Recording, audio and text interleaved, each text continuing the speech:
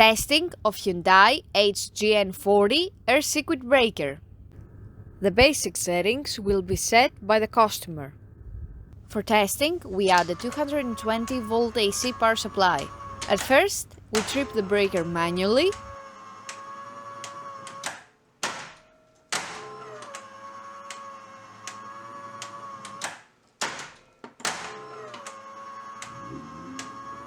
Then we trip the breaker with the help of the UVT. Next, we perform a short time delay test and the breaker trips almost instantly.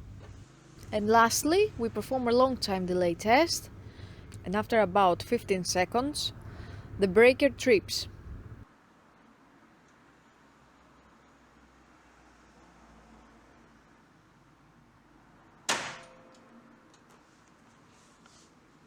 It is now clear that the air circuit breaker is working successfully and is ready to be delivered to the customer.